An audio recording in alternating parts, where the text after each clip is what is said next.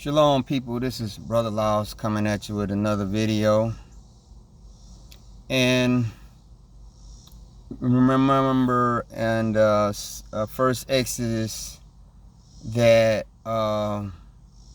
just as the nation of Egypt or Mizraim was about to break under the plagues of the Most High, remember that Yah had told Moses to tell the people to go to their neighbors, the Egyptians, and they use the word borrow, but I really don't like that translation that the King James uses, where it said, go to your neighbors, the Egyptians, and borrow them raiment, gold, all this. Basically, go get the payment for the work that you did when you was in slavery. Go to them and get it. And how the Bible said that the Egyptians were giving them raiment and gold and all these things. That's why when they needed a golden calf, right? What did Aaron tell him? He said, take out those golden earrings that's in your ear and all the other gold that they had, and they put it together and melted it and made that calf. We know that calf got destroyed. But later on, when they were building the tabernacle, Moses, said, hey, all of you, we need a free will offering of some of the gold and the raiment and the stuff that you got from the Egyptians. And the Bible said that he received so much that he had to tell the people, stop giving. We got what we need. We don't need anymore. So coming out of the captivity, our people had a lot of wealth that the Egyptians ordinary, and it doesn't seem like it was the Egyptian government. It was the ones that lived around them, or maybe it was people that employed them, or maybe it was some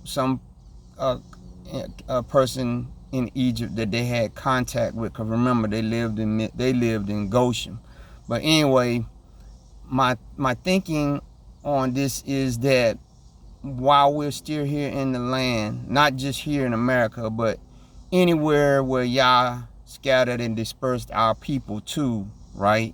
Because a lot of our people were scattered into Central America, South America. A lot of our people were scattered into some parts of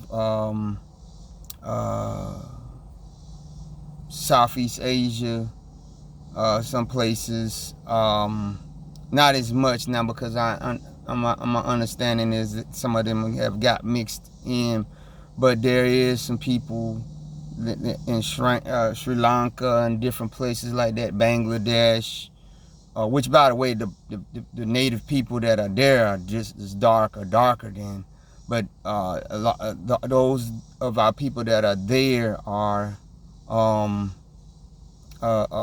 have been there since the trans-Arab slave trade. They say when they was trafficked off by the Islamic forces into different parts. But anyway, that while we're still here in these different lands of our captivity, as we see the day approaching that either it's going to get too unbearable for us to be in these lands, or there's going to be some great natural or military disaster that's going to cause us to have to leave. I'm believing that just as Yeshua told us to occupy until he come, as we still are occupying these lands of our captivity, that we ask the Most High to continue to give us not just favor with those around us, the Gentiles and others that are around us, but to give us that elevated status where they're giving us out of their abundance, right? Where they're just going above and beyond, and that we as believers who know that we are of the people, that we should expect this, and that when we see the Gentile nations being generous with us, that we don't look at it as some strange thing and back off from it and say, no. That we need to understand that this is something that the Most High Yah expects us to get. That is not necessarily going to come in the conventional way that we have been talked about the reparations, where the government is going to pass some kind of bill or something, and then they're going to pull out their coffers. But that it will be, as I have been talking for years, that is going to probably come from maybe some company or something that know that they made their money off of slavery, and they understand as this thing is unwinding, and they're understanding the unjust treatment, that even though some people might say it's a little bit too late, but even still yet, it's better to be late than never, right?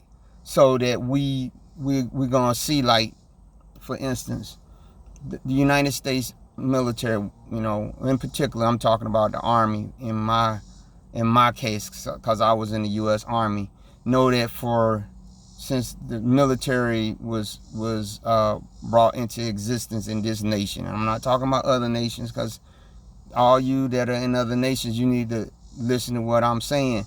They know that they have been that Black Americans, African Americans have been underrepresented when it came to awards, promotions, these different things. Even like the Harlem Hellfighters, when they went off to World War I, it should have been many more medal honors, distinguished service crosses, all these different things that they was denied. And even though all of those men are dead, their ancestors, not their ancestors, their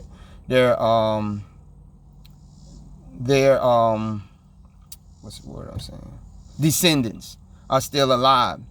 And so now what the military army is having to do, that they created, and I hate that they doing this, but we got to take the good with the bad. They've created these diversity offices amongst the United States Army, where they're going back and they're looking at different scenarios where people got put in, was denied, or was never put in, denied, either because of their gender, their race, or maybe, of course, they could have been, LGBTQ or something like that. And so that now they're going back and they're reassessing some of these awards. So now a lot of descendants of guys that should have got the Medal of Honor, they're cutting these awards for these Medal of Honors, saying, here, we know it was too late for that person, but you're the descendant, here's the Medal of Honor. Along with that Medal of Honor, right, comes monetary value. Because if you get the Medal of Honor for, like, today, it's like you get, like, it could be either 3,000 or 6,000. It could be 3,000. You'll get $3,000 a month for the rest of your life.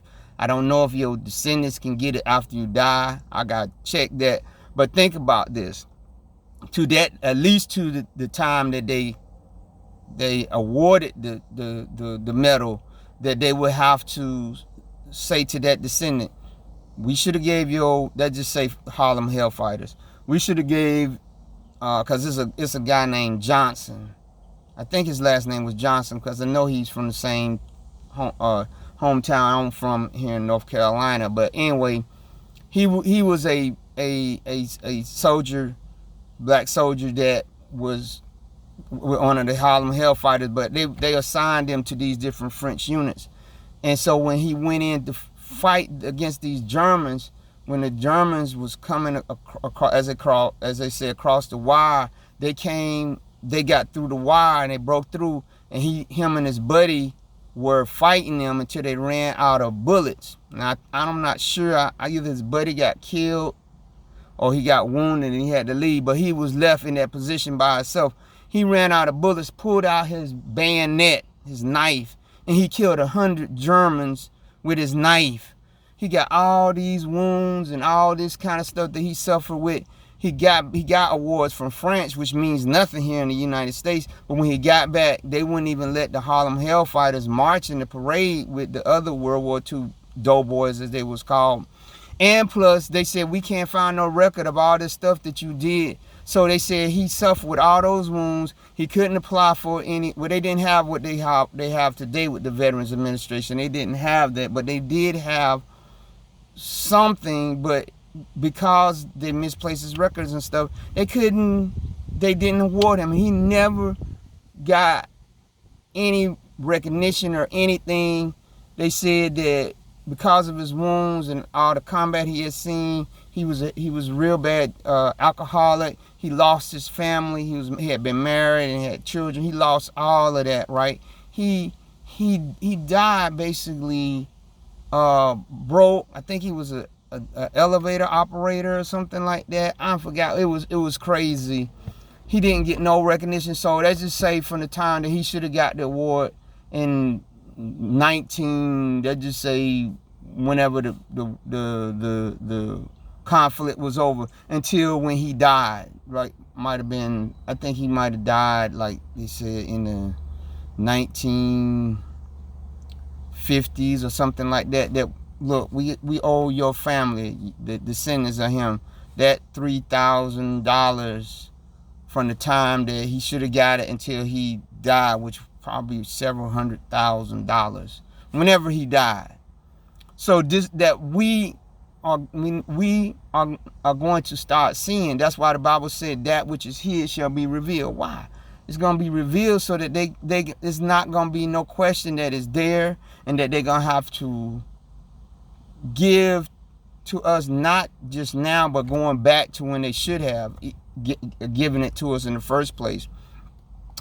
Or even, like I said, the situation with land and different things that with digitization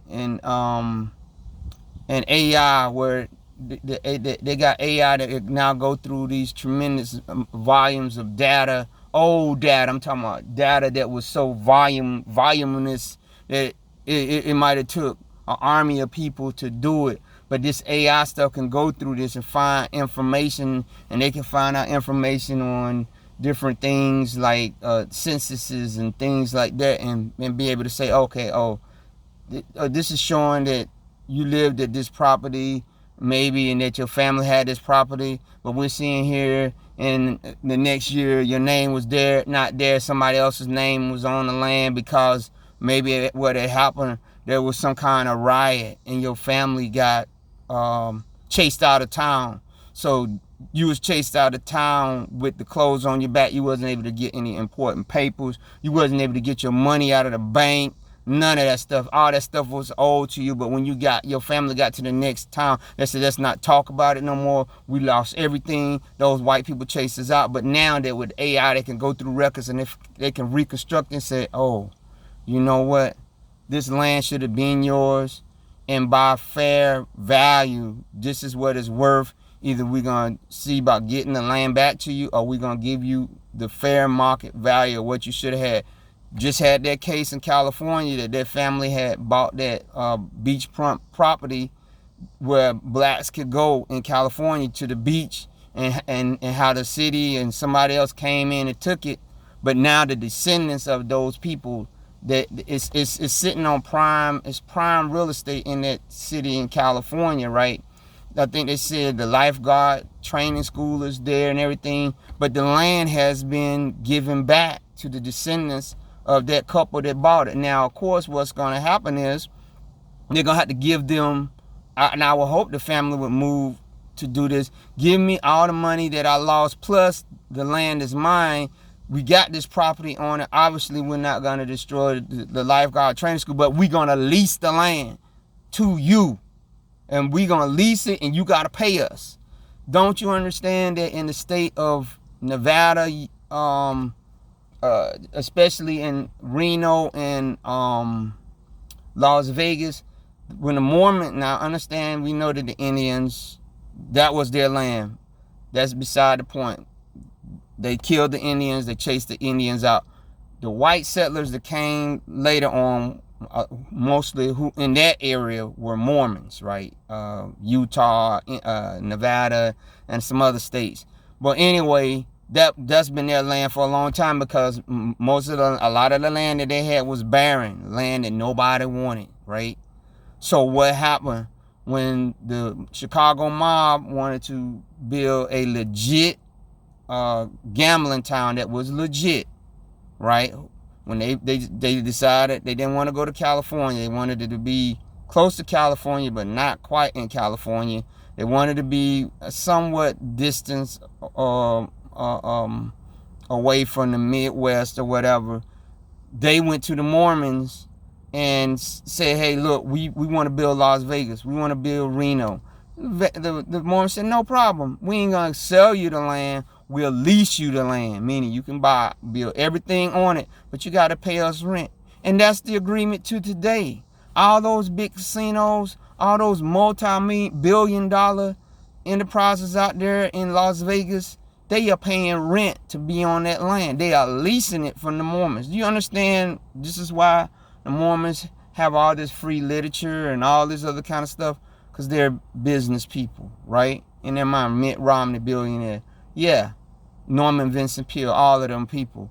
So this is what I'm saying that we need to be looking for, that the Most High is going, we should start praying for and looking for these opportunities to start coming, that the Gentiles will give unto our bosom, not freebies, but what they owe us. What they owe us, our Anna. It's not going to be all of it, and the government also themselves could still give us money. I'm praying that happen, but look for even more favor.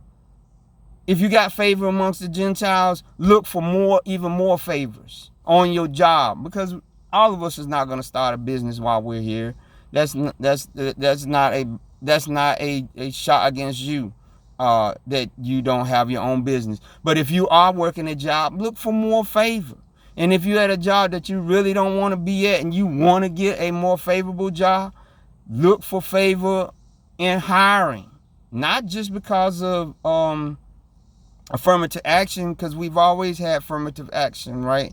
But we know that it was others that cut ahead of us. But now, not just because of affirmative action, but because the Most High is looking more favorable on us, and that he said he shall not forget us, that you go to these job interviews, or you go within the company or whatever agency that you work for, that you will go and seek the higher position. Now, of course, make sure that you qualify, make sure that you not barking up the tree that you can do the job and you can't. But I'm saying, if you know that you can do it and that Most High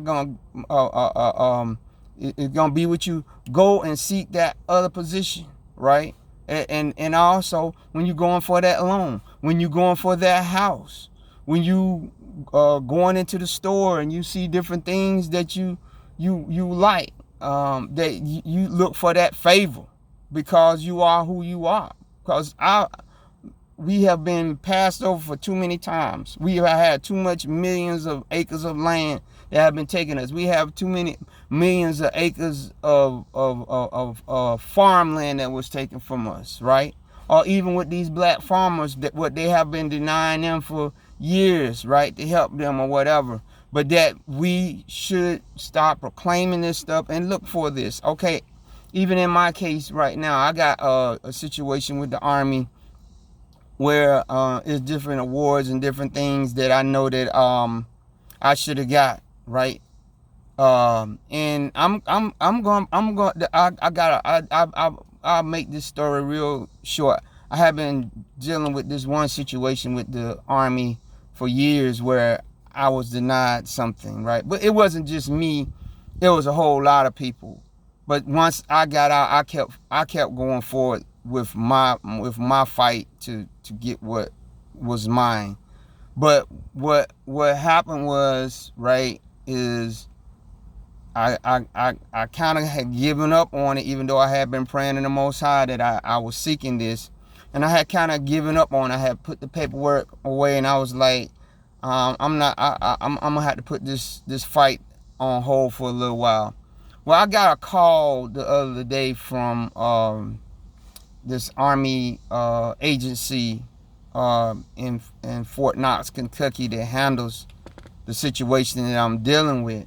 And the lady that I talked to, you know, she was a black lady. She said, look, we understand that there have been inequities in the past, but you know, she said, I'm in charge right now, and I'm going to do everything I can to get you that which you rightfully should get. And I was like, man, I had given up on it, but look at here, the Most High has revived it, because they said they've gone back and they looked at a lot of things, and they're saying, hey, it's not right. So I'm saying to you, not just military, not just job, but also dealing with your personal situation.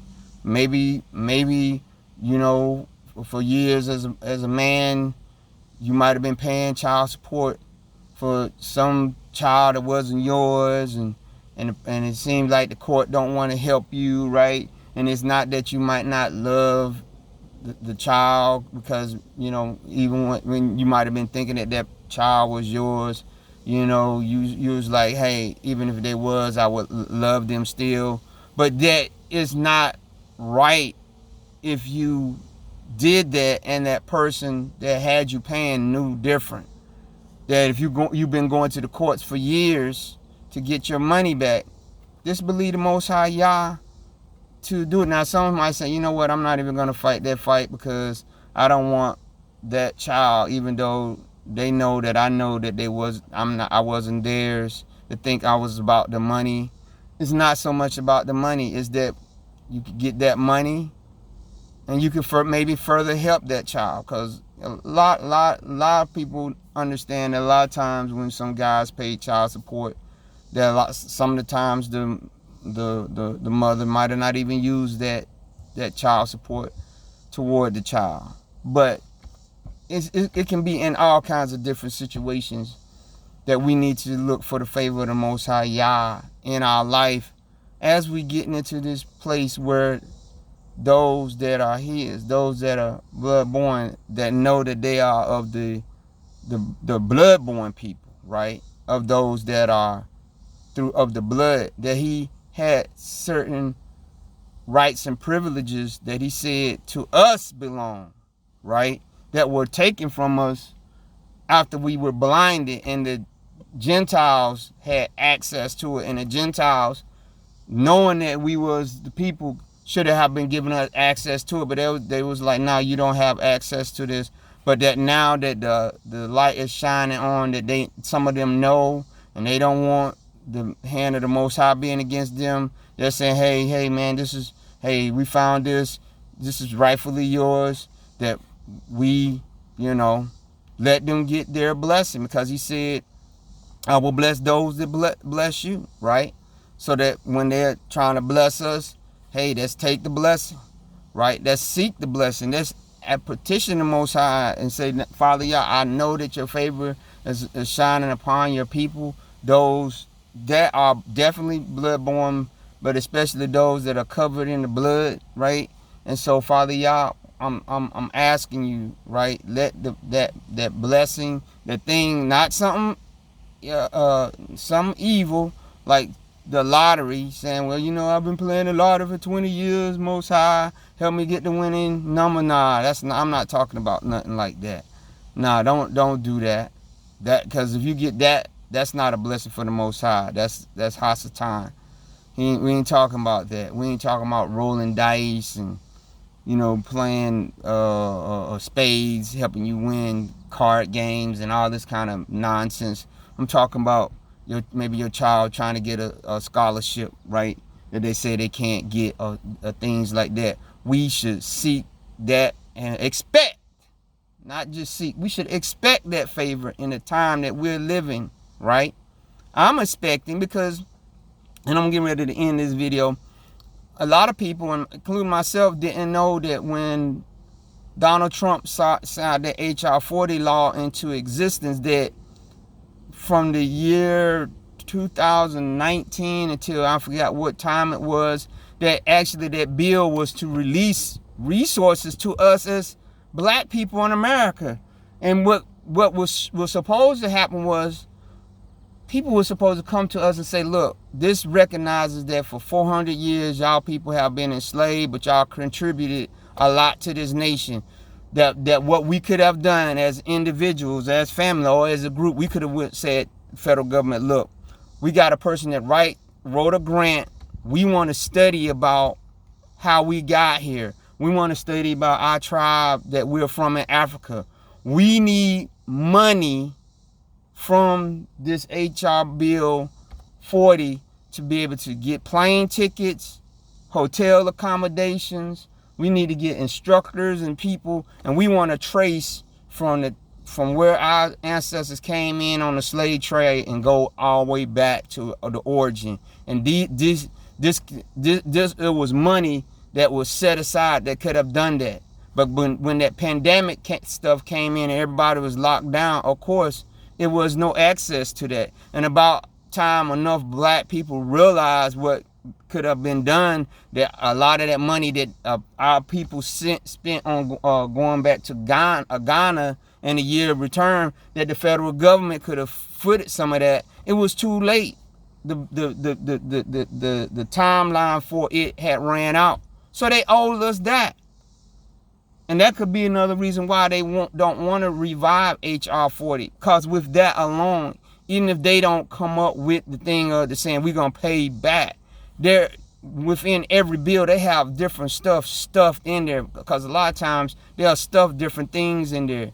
And what could happen is, if the Black Congressional Congress do this right, they could do it right where they could put stuff in there and they could key in on certain black groups and agencies that they would tell the people, look, tell the people, be quiet about asking the federal government to cut them a check.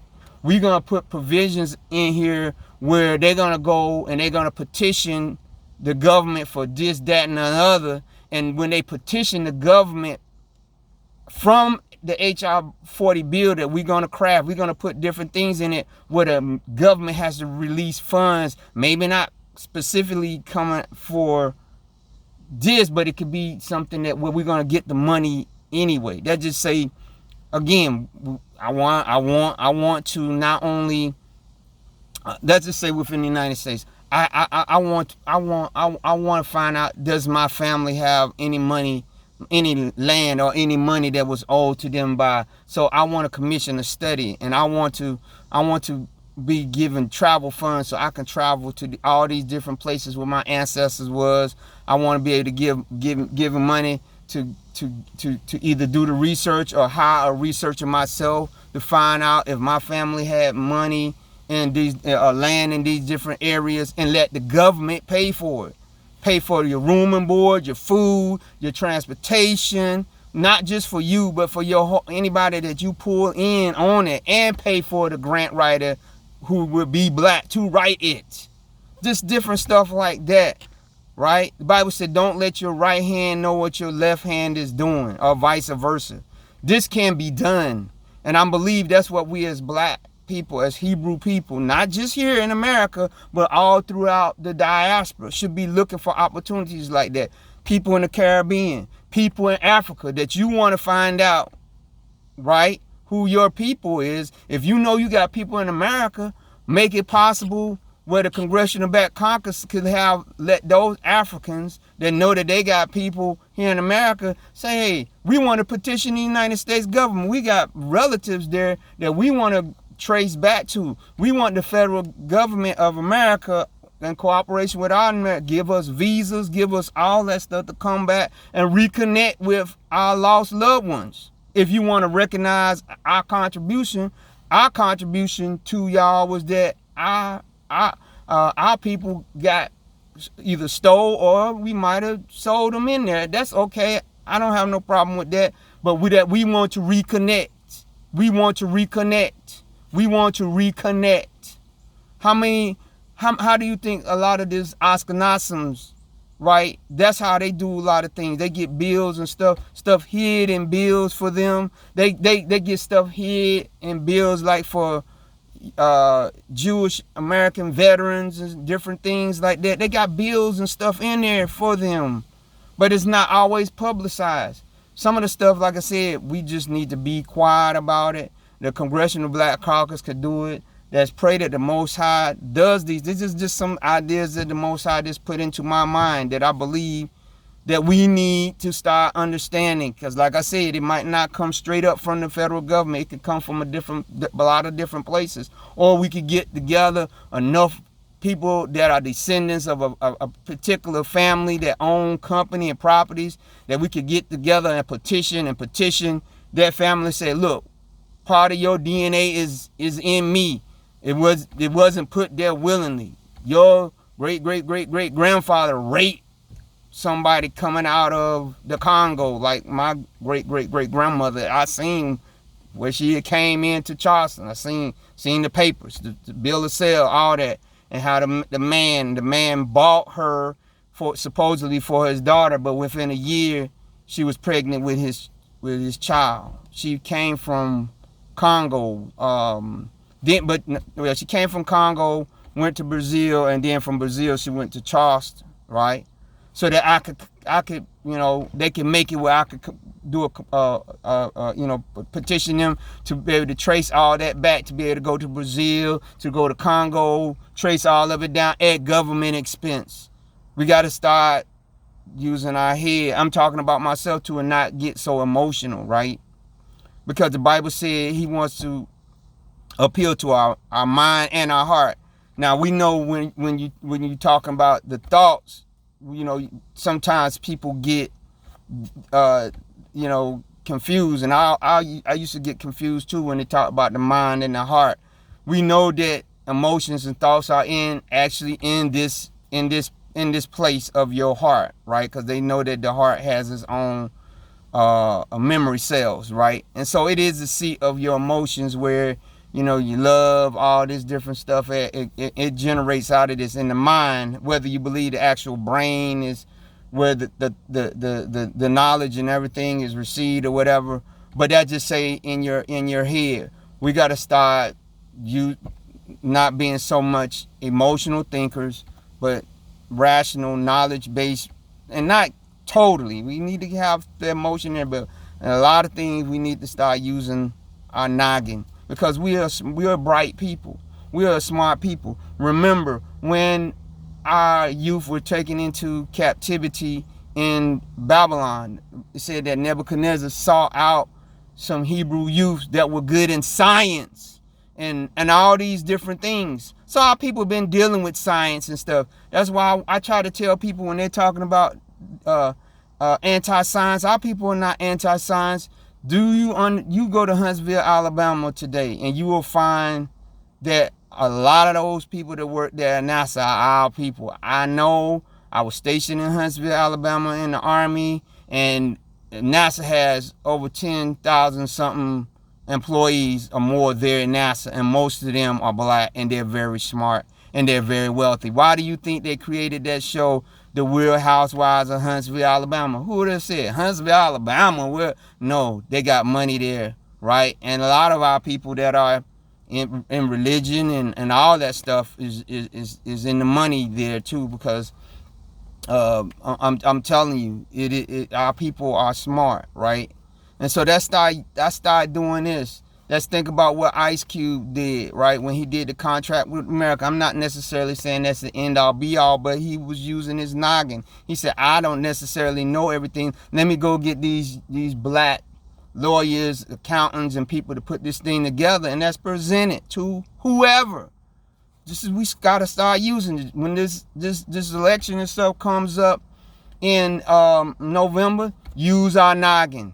Let's not say whether we're going to vote Democrat or Republican, right? That just say we're going to vote for one that's going to put the most candy on the table. If you put the most candy on the table, right, there's a great possibility that you can see some black votes behind that, and that's just leave it like that. That's not tell whatever. You can keep your party affiliation all you want, but you tell them my party affiliation means nothing. My vote is what you want. And if you want my vote, this is what needs to happen. You need to make this HR 40 and all this stuff a reality. Some kind of way, make it happen.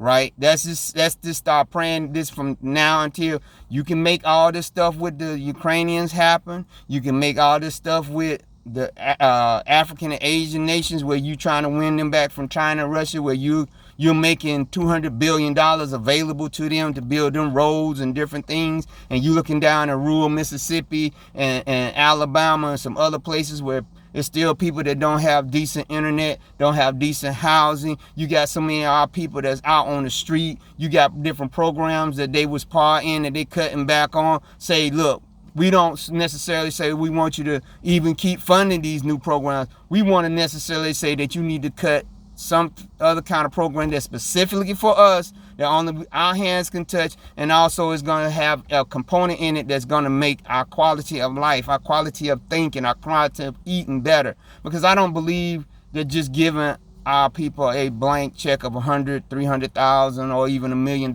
is going to help us. We need a role, and I'm talking even to myself, a path to self-improvement, in the sense of being able to push away from unhealthy food, be able to push away from unhealthy neighborhoods and different things like that, unhealthy behavior, where we have access to good counselors, people that's gonna help some of our people with their different situations, breaking ties with wrong kinds of people and wrong kinds of thinking. We need access to that, and preferably it would tie in our people in our professional world, like our black professional counselors, our black professional doctors, our black professional lawyers, that they would pay them the recognizant amount to deal with their own people, because they know where they're coming from. And I believe that they can do it. And also a component to help us to be able to reach back out as the diaspora back to Mother Africa and connect with those regions and those people that we know that we have affiliation with. And I believe it can happen. And I believe that the Most High is going to do it. All it takes is to ask. Ask Him. And then have that expectation that it's going to happen. And I'm believing black people, Hebrew people here in America, I have that expectation that this November that you're going to do the right thing. That also that when we have the capacity to be able to speak power, truth to power, that we're going to do it. And we're going to speak it in an intellectual and non-emotional way, and have all our ducks in a row. So with that, I'm going to ask you to continue to pray my strength in Yah. I'm going to continue to tell you that you need to be born again, because even if you get all these different things right, but if your soul is not right with the Most High and you die and go to hell, it's going to be all for naught. But that's remember Romans 10:9, that those that call upon the name of the Lord or Yeshua shall be saved, right? For with the heart, mouth believeth unto salvation, meaning it's into your heart, then your mouth is going to speak it, right? You got to speak it. You got to repent. You got to say, I repent of my sins. I turn from them. I believe in my heart, right, that Yeshua died for my sins, died for the sins of the nation of Israel first, right? And he said that not only he died, but he went down into the belly of the earth. He led captivity captive. He conquered death. Then he rose. He was seen for 40 days for many witnesses, and then he ascended into heaven, where he is intercessing for us as a high priest after the order of Melchizedek for us to this day, until he comes back and reigns and rules with us. But until then, he says that we are more than conquerors who first loved us. We are more than conquerors through him who first loved us. So do that. Remember that you got to repent. You got to be born again. And also just remember, right, that now the Most High favor is starting to turn back to his people, particularly those that are believers. So with that, I'm asking you to give this video a thumbs up. I want to ask you to share this video. I'm going to ask you to subscribe, and I'm going to ask you to leave a comment. Be blessed.